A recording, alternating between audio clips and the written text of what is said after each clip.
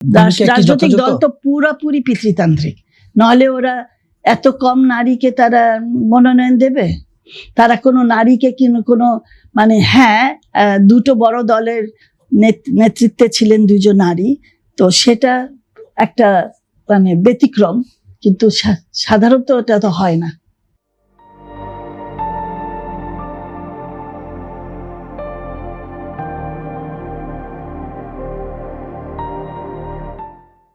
তো মানে আমি তো মনে করি সবচেয়ে বড় হচ্ছে রাজনৈতিক দলগুলোকে তাদের নিজেদের পরিবর্তন করতে হবে। তার মানে কি ক্ষমতার শীর্ষে নারী থাকলেও নারীর ক্ষমতায়ন নিশ্চিত হবে, বিষয়টা এমন নয়। না, এটা দলকে পরিবর্তন করতে হবে, কারণ একা একজন তো পুরো দল চালায় না, ওই দলের মধ্যে অনেক লোক আছে।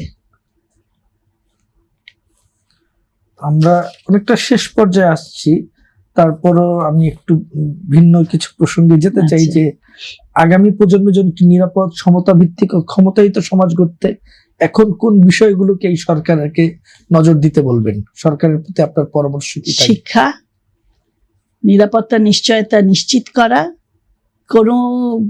কোনো নারী, কন্যা, শিশু বা যে কোনো ব্যক্তি, নাগরিক, তার যদি কোনোভাবে তার নিরাপত্তাহীনতা ঘটে, তার উপর কোনো অত্যাচার হয়, তার উপরও যে কোনো হামলা হয়, সে যেন সঠিকভাবে চলে যেতে পারে থানায়, এবং যেখানে যেখানে যাওয়া উচিত, এবং বিচার যেন পেতে পারে।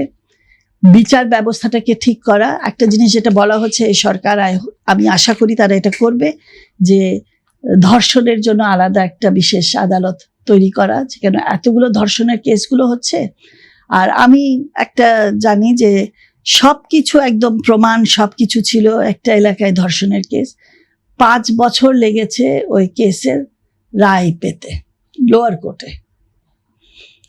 মানে এখানে কোনো মানে সবকিছুই তথ্য প্রমাণ সবকিছু ছিল, তারপরেও তো এত ইচ্ছাকৃতভাবে যদি দীর্ঘায়িত করা হয় সবকিছু, আর তার চেয়ে বেশি তো অনেকগুলো আছে যেগুলোর একটু দুর্বলতা আছে, কোনো এভিডেন্সের, এগুলোর তো অনেকগুলো তো থাকে।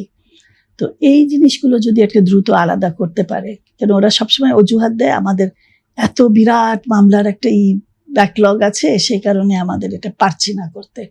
তার মানে ওইটা একটা জিনিস দেখতে হবে, বিচার ব্যবস্থা, আইনগুলোকে দেখতে হবে যেটা নারী বান্ধব কিনা।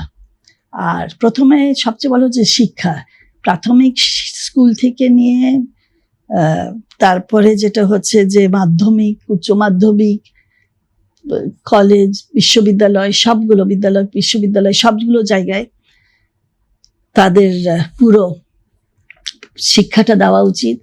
গণমাধ্যমে এগুলো ভালো করে বলা উচিত, আর মানুষের মধ্যে পরিবর্তনটা আনা উচিত। এটা যদি আমাদের চিন্তার ক্ষেত্রে পরিবর্তন আসতে পারে, সর্বক্ষেত্রে এটা আসবে, তখন কিন্তু একজন নারী তার নিরাপত্তাহীনতায় ভুগবে না।